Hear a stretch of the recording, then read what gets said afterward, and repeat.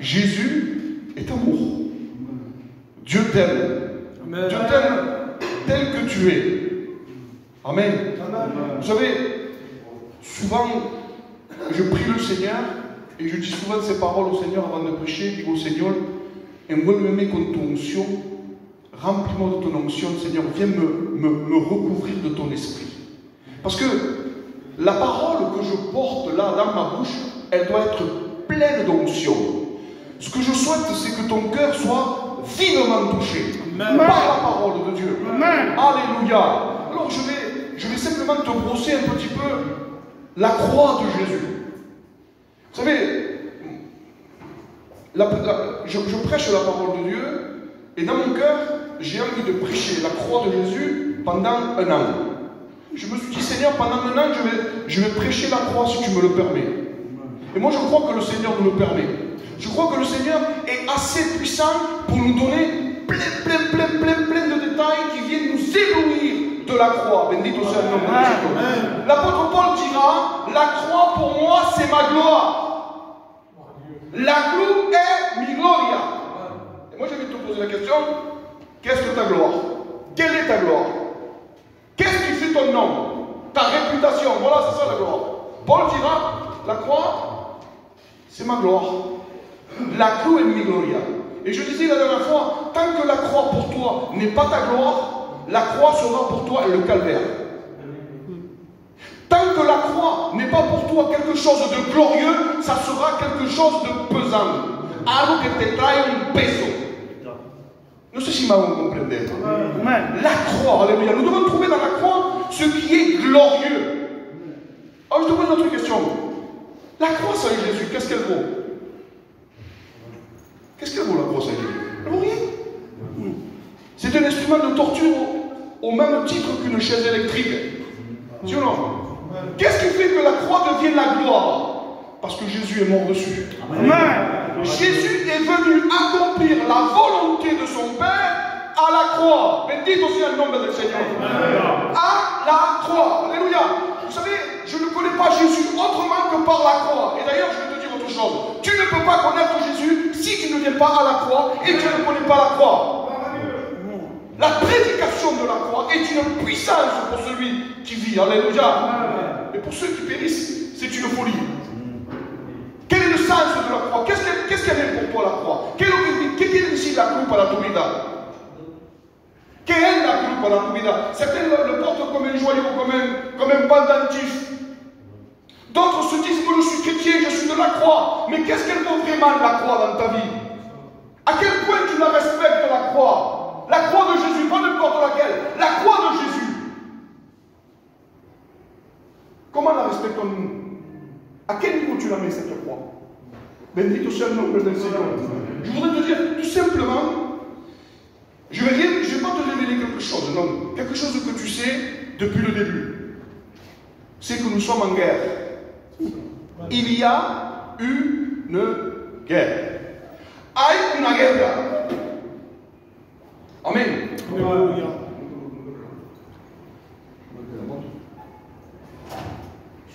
Je ne vais pas être long. Nous sommes en guerre. Béni soit le nom du Seigneur. Amen. Et ça, depuis la création, nous sommes en guerre. Et je vais te lire un texte. Je vais lire quelques textes. Il y a 4 textes que je vais lire avec vous, que je vais partager, que je vais essayer de commenter pour vous faire comprendre qu'est-ce que la croix. Qu'est-ce qu'on a fait à la croix? Qu'est-ce qu'a fait Jésus à la croix? Pourquoi tu as besoin de la croix? Alléluia. Nous sommes tous ici dépendants de la croix. Que tu ne veuilles pas, nous sommes tous dépendants de la croix. Bendito soit le nom du Seigneur. Vous savez que pour suivre Jésus, il est nécessaire d'avoir 2 choses. Le Saint-Esprit et la croix. Tu ne peux pas suivre Jésus sans la croix. C'est bien que tu aies le Saint-Esprit. Mais si tu ne le suis pas avec la croix, tu... Mais si tu vas capter la boca, je vais dire tu es rigolo, mais je ne vais pas le dire.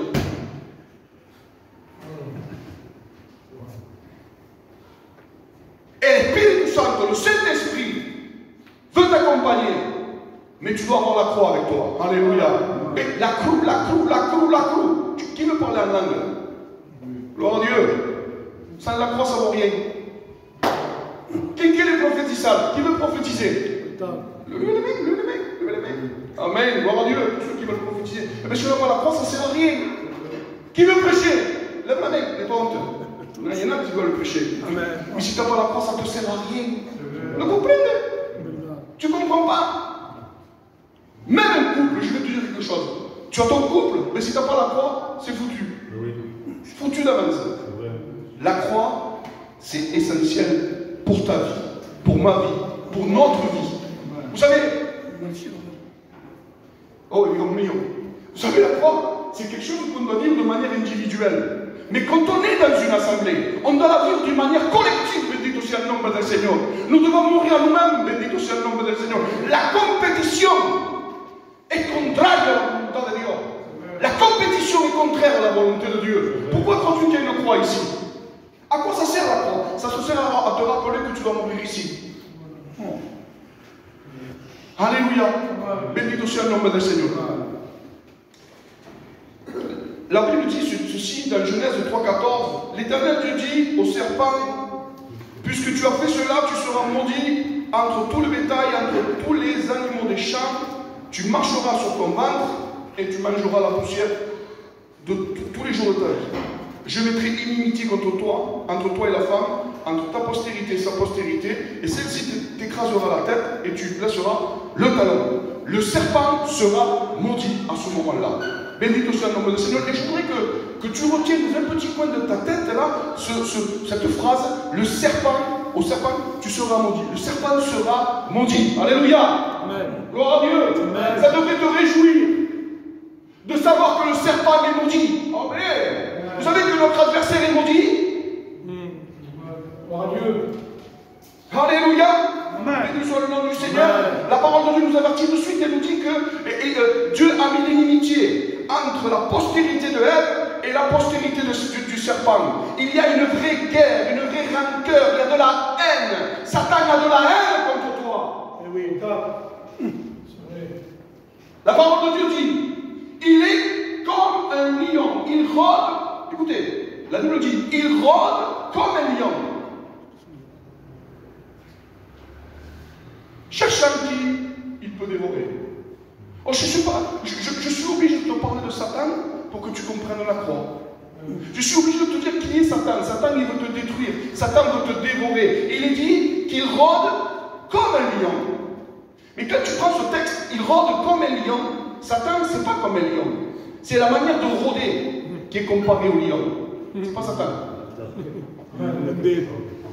Et le león, el solo león es Jesucristo. Alléluia. Gloire à Dieu. Amen. Il rôde comme un lion. Mais écoute-moi, lorsqu'il rôde comme un lion et que tu le vois venir, parce qu'un lion, ça fait du bruit, tu peux l'entendre, mais un serpent, est-ce que tu peux l'entendre? Un serpent, c'est où?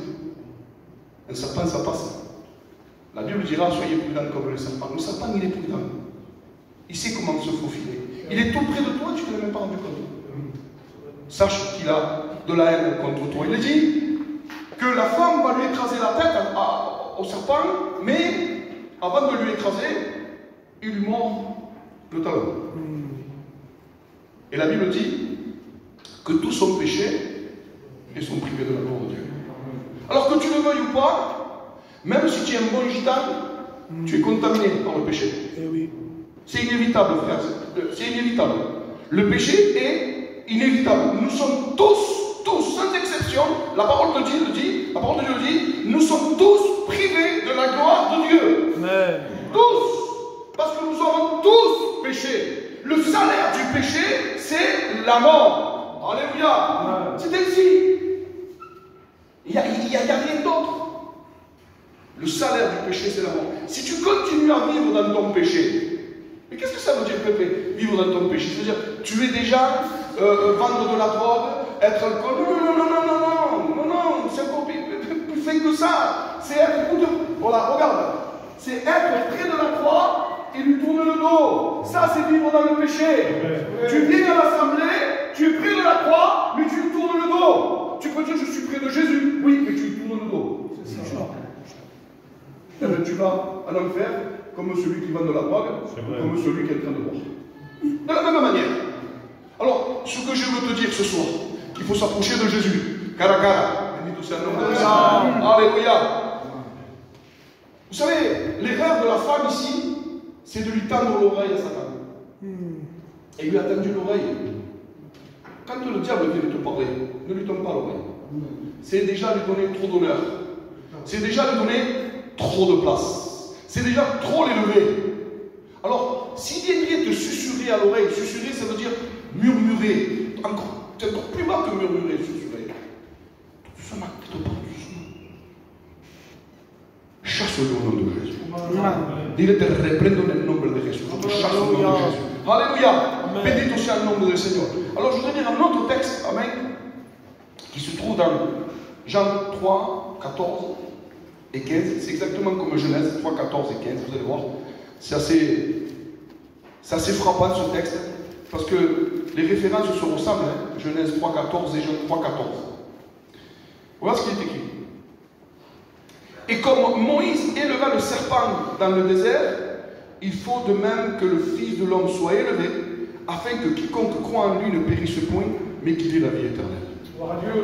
Alléluia. Amen. Alléluia. Amen. Gloire à Dieu. Bendito sea el nombre del Seigneur. Il a fallu que l'homme élève Jésus sur la croix. Bendito sea el nombre del Seigneur. L'homme a élevé Jésus. De quelle manière tu élèves Jésus? Eux, ils l'ont élevé pour le crucifier. Et toi, comment tu l'élèves dans ta vie? Pour qu'on se moque de lui? Comment tu l'élèves? C'est-à-dire, comment tu le montres aux gens?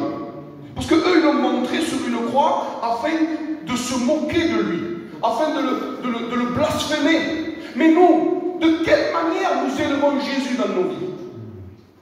De quelle manière nous le montrons aux gens? Quelle est notre manière de démontrer Jésus dans notre vie?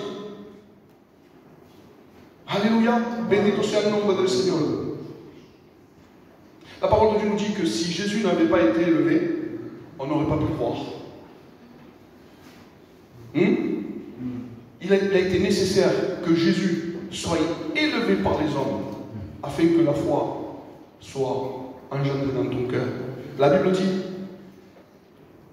il faut que le Fils de l'homme soit élevé afin que quiconque croit en lui ne périsse point. Bendito sea le nom de Dieu. Donc, il fallait qu'il soit élevé. Et cette élévation, elle a été prophétisée. Vous savez, dans Nombre 21, 8, 9, je vais le lire avec vous, parce qu'il y a quelque chose d'intéressant. Nombre, au chapitre 21, verset 8 et 9. Faites-vous ça. Rappelez-vous de ce que je vous ai dit au début, gardez en mémoire ce serpent maudit. Amen.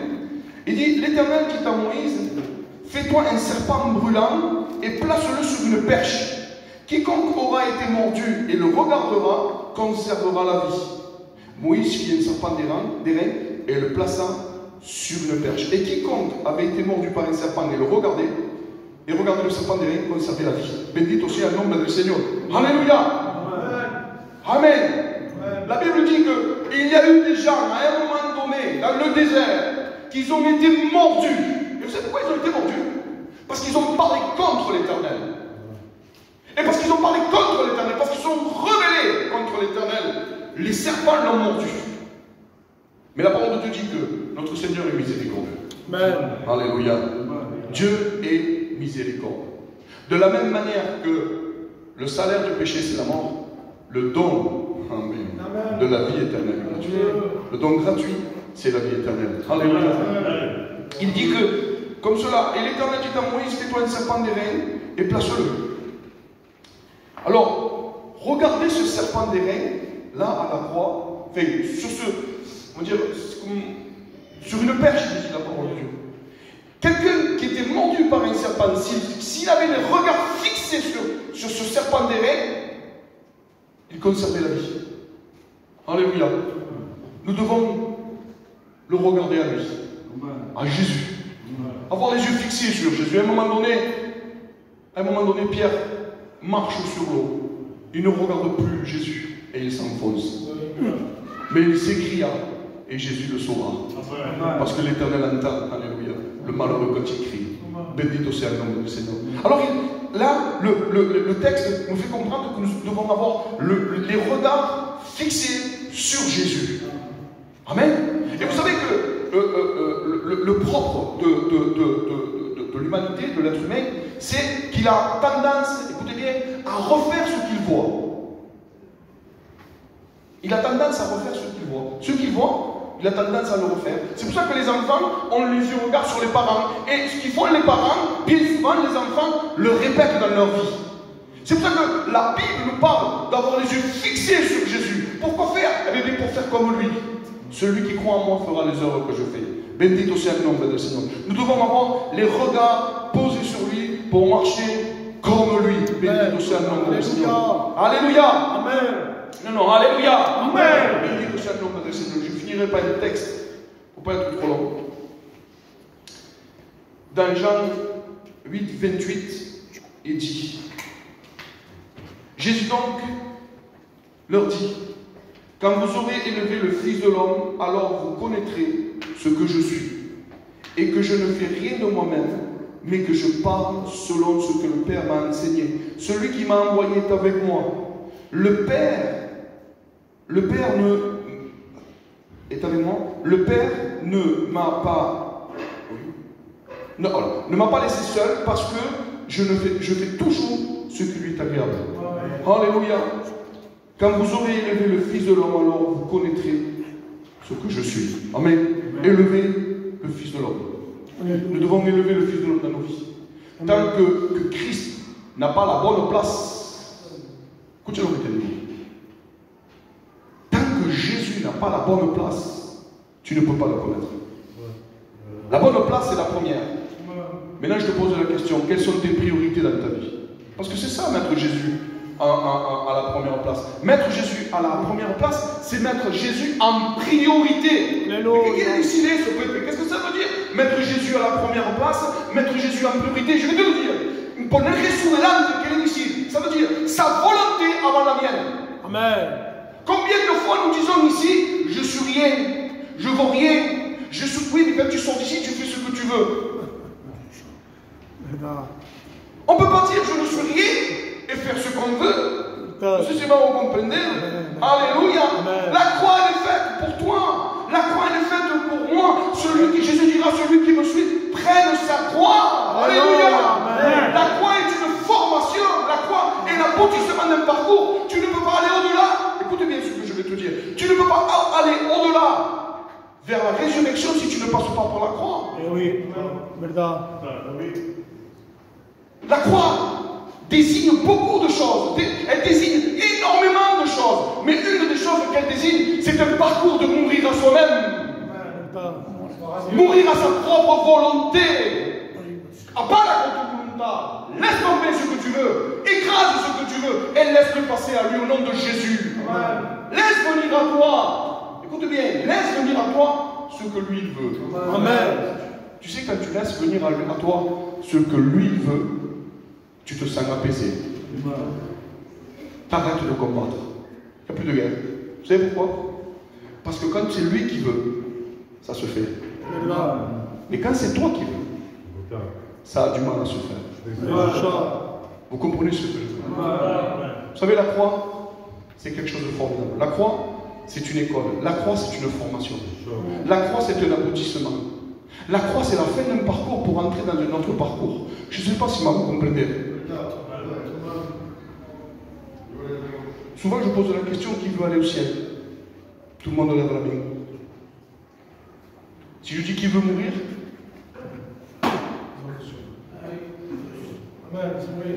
Charlotte Temple, une jeune fille, dans les années 40 ou 50, elle chantait ça.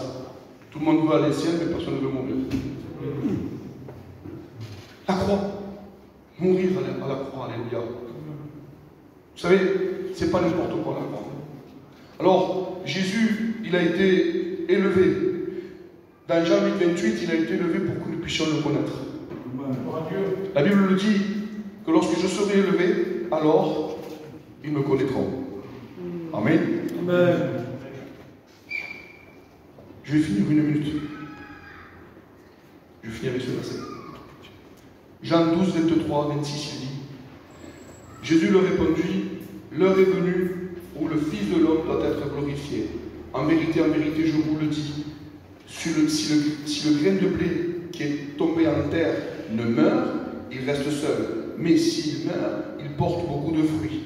Celui qui aime sa vie la perdra, et celui qui haït sa vie dans ce monde la conservera pour la vie éternelle. Si quelqu'un me sert, qu'il me suive. Et là où je serai, et là où je suis, là aussi sera mon serviteur. Près de la croix. On ne peut pas le servir sans la croix. Si quelqu'un me sert, le Père l'honorera. Amen. Amen. Gloria a Dieu. Alléluia. Amen. Amen. Avant la gloire, il y a la mort. Jésus leur répondit, l'heure est venue où le Fils de l'homme doit être glorifié. Mais il ne pouvait pas être glorifié sans mourir à la croix. Qui veut ressusciter? Qui veut ressusciter? Vous voulez ressusciter? Amen. Ben, nous devons mourir à la croix. Amen. Alléluia. Amen. Vous savez que si nous mourons à la croix, il n'y aura plus d'animosité entre nous. Il n'y aura plus de compétition entre nous. Vous comprenez ce que je veux dire? Il n'y aura plus de jalousie entre nous. Il n'y aura plus de critique entre nous. Gloire à Dieu. Il n'y aura plus de murmure. Pourquoi? Parce que nous sommes morts en nous-mêmes. Gloire à Dieu. Il dit, il dit, si le grain de blé qui est tombé en terre demeure, il reste seul. Il dit, le grain de blé. Il n'a pas dit le grain d'ivré, pas l'ivré, le blé. Amen. C'est une qualité, c'est quelque chose de spécial. C'est une génétique spéciale, le blé. Le blé, c'est plein de livré. Mais là, la Bible te pose la question, quel type de grain es-tu? Quel type de grain es-tu? On avait le Seigneur Merlot. Une fois, je finis avec ça, frère. Une fois, le Seigneur m'avait parlé. Et il m'avait dit comme ceci. Là où tu seras, livré est inévitable. Écoutez bien, livré est inévitable. Mais toi, sois du blé au milieu de l'ivré. Amen. Alors, n'ayons pas les yeux fixés sur l'ivré. Ayons les yeux fixés sur le blé. Alléluia. Amen. Alors, je te prie, au nom de Jésus, de voir cette croix étant glorifiée, de voir cette croix comme elle a fait un parcours pour rencontrer Jésus. Je te prie de venir à la croix pour que tu puisses connaître la puissance de Christ. Amen. Vous savez, ce qui fait mal dans la vie de quelqu'un, c'est les œuvres du diable. Et Jésus est venu pour détruire les œuvres du diable. Alors, je ne sais pas, personnellement, qu'est-ce qui te gêne dans ta vie? Quelles sont les œuvres que le diable a mis en place dans ta vie et qui te gênent? Mais j'ai une solution pour toi. Amen. Venir à la croix, c'est à la croix que les œuvres du diable sont détruites au nom de Jésus. Amen. Amen. Nous allons prier le Seigneur, s'il te plaît. Padre mío, Señor, mi alma te alaba, Padre.